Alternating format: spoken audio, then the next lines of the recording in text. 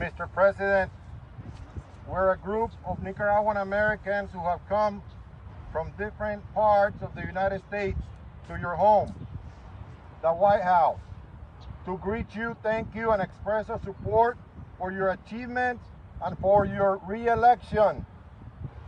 We celebrate the relationship between Nicaraguans and the Republican Party that was strengthened by the determined action of President Ronald Reagan to support Nicaraguans to put an end to communism and prevent it from advancing throughout Central America until reaching the United States. As President Reagan said on his words, quoting a champion of the Nicaraguan freedom fighters, it was a war the Nicaraguans waged, preventing communism from reaching the United States.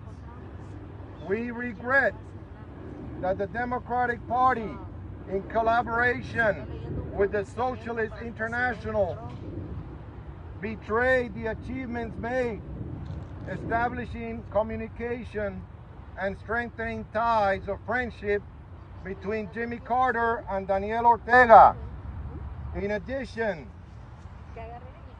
in the Obama administration, allowing and opening an embassy, an American embassy in Cuba, allowing organized crime through the Castrochavism regimes to be accepted as political parties and to develop roots in the hemisphere. We appreciate your frontal fight against socialism because we are witnesses. We have been victims that socialism later turns into communism and finally into organized crime, which is part of the transnational network of organized crime that has even financed political parties in Spain and in Latin America to reach power. And now we have witnessed and seen Bolivia as an example. We consider the first 4 years of your administration important to dismantle the system, to drain the swamp in the United States. And we consider 4 more years essential to dismantle the system, to drain the swamp, as the Southern Commander declares it and classifies it, the vicious circle of threat, which includes Iran, China, Russia, Cuba, Venezuela, and Nicaragua. We consider that your administration has been a transition from corruption, the swamp, to the rule of law. For this very reason, we in Nicaragua advocate for a transitional government that transitions from transnational organized crime regime towards democracy, towards a republic that recovers its independence and sovereignty.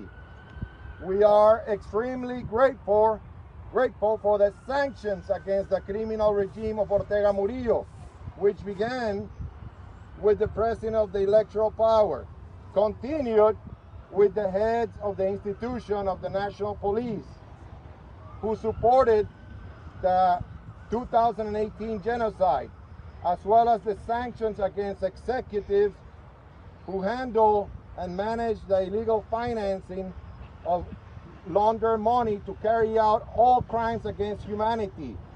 And more recently, the sanction to the Attorney General, Ana Julia Guido. We consider the next sector to be sanctioned should be the Army, which provided weapons and logistics for the paramilitary. Also, the rest of the judiciary system should be sanctioned. The Supreme Court of Justice, the judges who have condemned the defenseless and innocent people obeying the Ortega Murillo instructions. Pega la boca. And finally, the business sector, the businessmen also should be sanctioned. The bankers who have allowed and consolidated the oligopoly in Nicaragua by handling illegal and dirty funds from Venezuela. We support the efforts of American citizens who have been victims of the regime in search for justice, such as the veteran of the Navy, Mr. Eddie Montes, who was murdered while he was in prison illegally. The case of Mr. Roberto Vendaña, a resident of Texas, who was unjustly sentenced to 24 years in prison for political persecution. And the femicide, the murder of Dina Carrion in Nicaragua, represented by Dina Carrion Foundation, a registered NGO in Florida. We currently condemn the violent disturbances turned into terrorist acts, the riots that the Antifas groups are carrying out in the main cities of the United States, financed by George Soros and the drug trafficking money. The same happens in the capitals of Latin America, financed by the Castrochavismo regimes, turned into transnational organized crime. In the same way, we request your support in asking that the Sandinista,